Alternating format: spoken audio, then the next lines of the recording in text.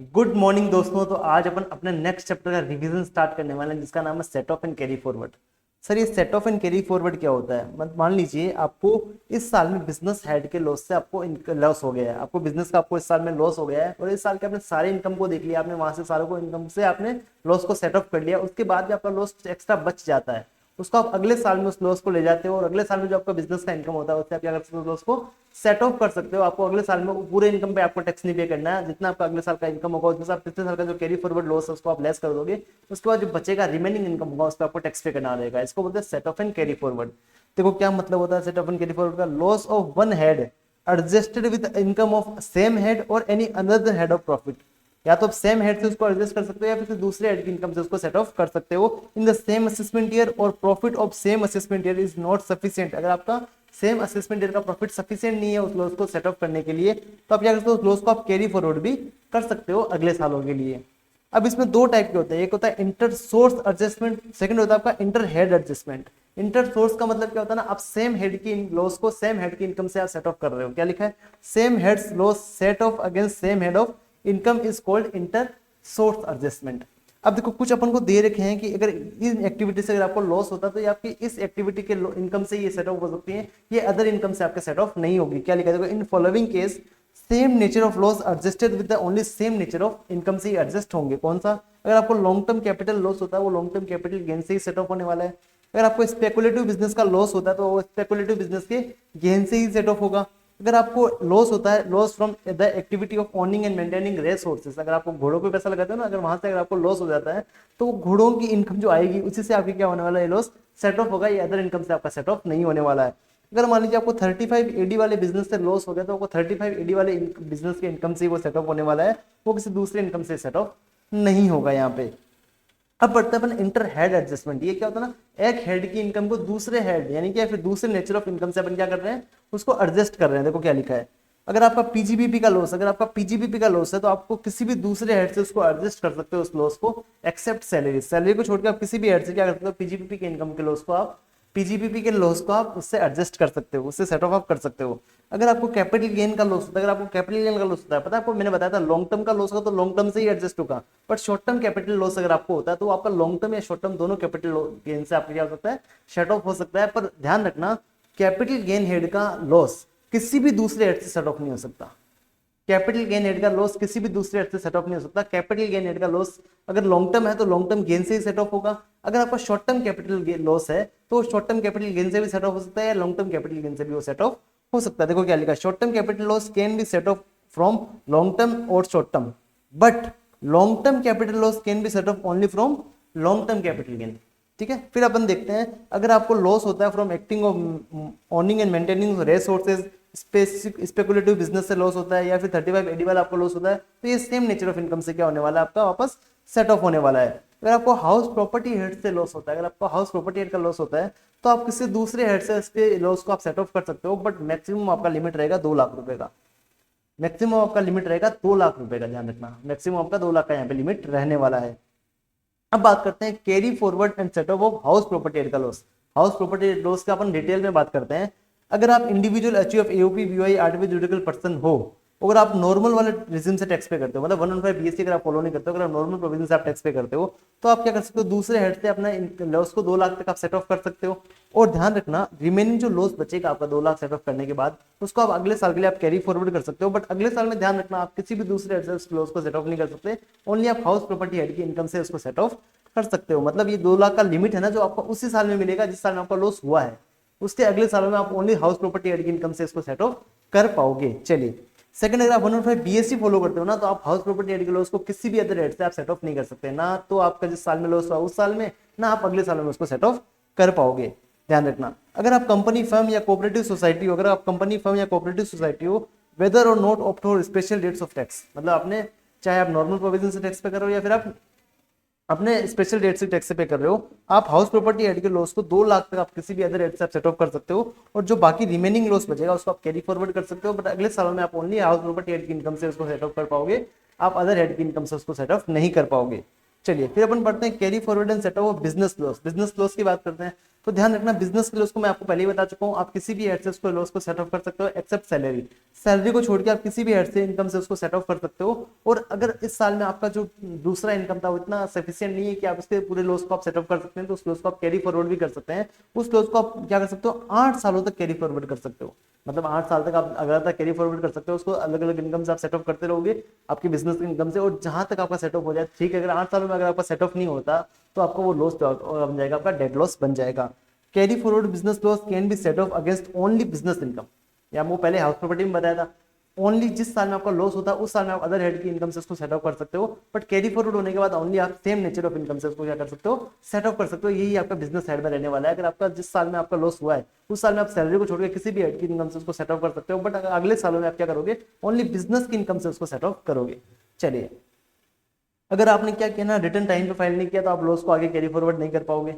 पता है, ये मैं आपको पहले ही बता चुका हूँ मैं आपको ये पहले ही बता चुका हूँ। अब बात करते हैं स्पेकुलेशन बिजनेस के लॉस का। स्पेकुलेशन बिजनेस के लॉस के अपन पहली बात करते हैं। स्पेकुलेशन का बिजनेस का अगर लॉस होता है तो ओनली स्पेकुलेशन बिजनेस के इनकम से ही सेट ऑफ होता है। Speculation business loss only set of against profit from speculation business, और इस लॉस को आप ओनली 4 साल तक कैरी फॉरवर्ड कर सकते हो। अगर 4 साल में आप अगर सेट ऑफ नहीं कर पाए तो आपका लॉस क्या बन जाएगा, डेड लॉस बन जाएगा। Carry forward and set off of losses by specified business, मैं बता चुका हूँ 35 एडी वाला, ये ओनली 35 एडी के इनकम से सेट ऑफ होता है। इसको भी आप क्या कर सकते हो, अनलिमिटेड टाइम के लिए आप इसको कैरी फॉरवर्ड कर सकते हो, जहां तक सेट ऑफ ना हो जाता लेके जाओ इसको, ठीक है। फिर बात करते हैं कैपिटल गेन हेड के लॉस की, अपन पहले ही बात कर चुके हैं। अगर आपका लॉन्ग टर्म कैपिटल लॉस है तो लॉन्ग टर्म कैपिटल गेन से सेट ऑफ होगा। आपका शॉर्ट टर्म कैपिटल लॉस है तो लॉन्ग टर्म और शॉर्ट टर्म किसी से भी क्या हो सकता है, सेट ऑफ हो सकता है। तो इसको आप 8 सालों तक क्या कर सकते हो, कैरी फॉरवर्ड कर सकते हो। अगर आपको लॉस होता है activity owning and maintaining race horses वाला, अगर आपको लॉस होता है, पता है इसका activity owning and maintaining race horse की इनकम से ही वापस सेट ऑफ होने वाला है, और इसको आप मैक्सिमम 4 साल तक कैरी फॉरवर्ड कर सकते हो। अगर 4 साल में आप इसको सेट ऑफ नहीं कर पाए तो ये आपका डेड लॉस यहाँ पे बन जाएगा। फिर मैंने यहाँ पे समरी दे रखा है, पूरा टेबल दे रखा है, इसको एक बार पढ़ोगे तो आपका सारा काम यहाँ पे बन जाएगा। उसके बाद करते हैं सर आप कैसे सेट ऑफ करोगे, एक ऑर्डर भी तो होता है ना, क्वेश्चन सॉल्व करते हैं किस ऑर्डर में अपन सेट ऑफ करेंगे। तो ध्यान रखना आपका सीक्वेंस क्या रहने वाला है। सबसे पहले आप जो भी इनकम निकालोगे सारा इनकम निकाल दोगे, फिर आप क्या करोगे, करंट ईयर का डेप्रिसिएशन लेस कर दोगे सबसे पहले तो। फिर आप क्या करोगे, करंट ईयर का कोई कैपिटल एक्सपेंडिचर है साइंटिफिक रिसर्च वाला या फिर आपका फैमिली प्लानिंग का एक्सपेंडिचर है इस साल का, तो उसको आप लेस कर दोगे जितना अलाउड है। फैमिली प्लानिंग में बताया 1/5 आपको अलाउड होता है, वो सब आप लेस कर दोगे। उसके बाद आप क्या करोगे, ब्रॉड फॉरवर्ड लॉस है, बिजनेस का लॉस है, उसको पहले आप सेट ऑफ करोगे। उसके बाद अनअब्जॉर्ब डेप्रिसिएशन है पिछले सालों का कुछ, उसको आप एडजस्ट करोगे। उसके बाद कोई पिछले सालों का अनअब्जॉर्ब कैपिटल एक्सपेंडिचर है साइंटिफिक रिसर्च वाला वगैरह, उसको आप एडजस्ट करोगे। उसके बाद आप फैमिली प्लानिंग के अनअब्जॉर्ब एक्सपेंडिचर को आप क्या करने वाले हो, एडजस्ट करने वाले हो। सबसे पहले क्या करोगे, इस सालों के लॉस और इस सालों के डेप्रिसिएशन को एडजस्ट कर लोगे। सबसे पहले आप क्या करोगे, इस साल का डेप्रिसिएशन एडजस्ट कर लोगे।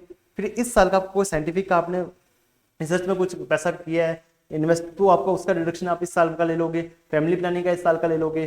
फिर आप ये सब होने के बाद इस साल का सब कुछ खत्म हो गया, उसके बाद पिछले साल का आपका बिजनेस का लॉस का आप पहले एडजस्टमेंट लोगे, मतलब बिजनेस का लॉस का आप पहले रिडक्शन यहाँ पे लेने वाले हो। उसके बाद आप क्या करोगे ना, अनअब्जॉर्ब डेप्रिसिएशन, जो पिछले साल को डेप्रिसिएशन जो आपका एडजस्ट नहीं हुआ पहले, उसका आप यहाँ रिडक्शन लेने वाले हो। फिर आप कैपिटल एक्सपेंडिचर का फिर आप क्या करने वाले हो, फैमिली प्लानिंग का आप यहाँ पे डिडक्शन यहाँ पे लेने वाले हो। चलिए, सबमिशन ऑफ रिटर्न लॉस की अपन बात कर चुके हैं। आपको रिटर्न ड्यू डेट से पहले भरना पड़ेगा। ड्यू डेट से पहले अगर आपने रिटर्न नहीं भरा तो आप लॉस को क्या नहीं कर सकते, आप कैरी फॉरवर्ड आप नहीं कर पाओगे। देखो क्या लिखा है, except loss from house property और unabsorb depreciation.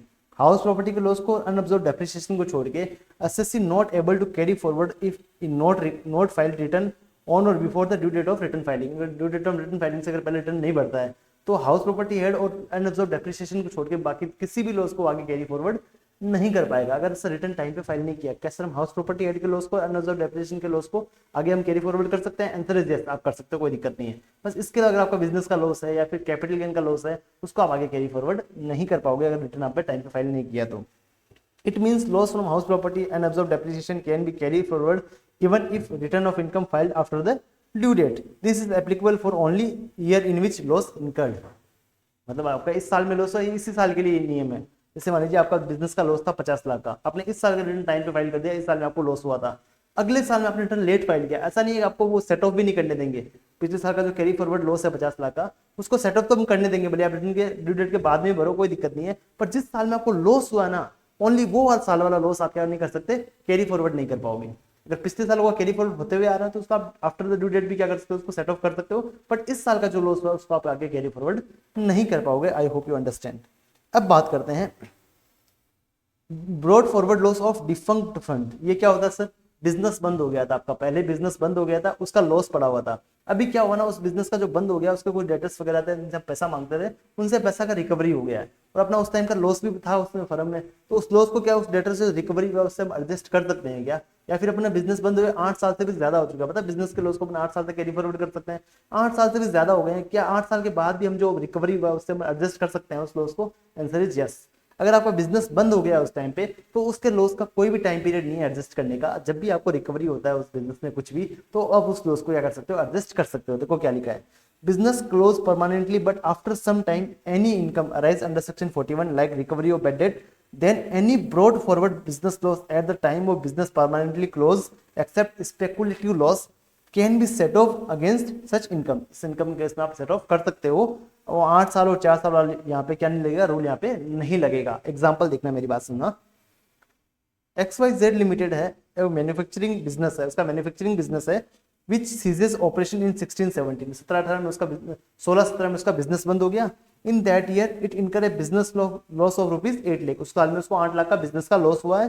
This loss was not set of against any other income, वो लॉस सेट ऑफ नहीं किया गया अभी तक, एंड रिमेन अनअब्सॉर्ब्ड, वो अभी तक अनअब्सॉर्ब्ड है। In financial year 24-25 XYZ limited recover 5 lakh from A debtors, उसने 5 लाख किसी डेटर से रिकवरी कर ली है अभी। Was amount was earlier return of as a bad debt, पहले वो बैड डेट रिकवर मतलब बैड डेट के रूप में उसको बुक्स में डाल दिया था उसने। नाउ टैक्सेबल, ये अभी टैक्सेबल है क्या? उस पर कितना टैक्स लगेगा? अब मेरी बात समझना, डीम्ड इनकम कितना होगा भाई? 5 लाख रुपए होगा, कि 5 लाख का आपको रिकवरी हुआ है, बट अपना ब्रॉड फॉरवर्ड लॉस भी तो है 8 लाख का। और मैंने कहा ना यहाँ 8 लाख 8 साल और 4 साल वाला यहाँ लिमिट नहीं लगेगा, तो उसको आप अनलिमिटेड टाइम से क्या कर सकते हो? उसको सेट ऑफ कर सकते हो। तो ये 5 लाख में से 8 लाख के सेट ऑफ हो जाएगा, 3 लाख का लॉस फिर कैरी फॉरवर्ड होने लग जाएगा, और 5 लाख पे 1 भी रुपया अपना टैक्स यहाँ पे नहीं लगने वाला है, यहाँ पे अपने 1 भी रुपया यहाँ पे टैक्स नहीं लगने वाला है। यहाँ पे XYZ लिमिटेड को 5 लाख पे टैक्स पे करने का जरूरत नहीं है, और यहाँ 8 साल वाला कंडीशन भी यहाँ पे नहीं लगता है। यहाँ आके अपना सेट ऑफ वाला चैप्टर कंप्लीट हो जाता है, यहाँ आके अपना क्या हो जाता है?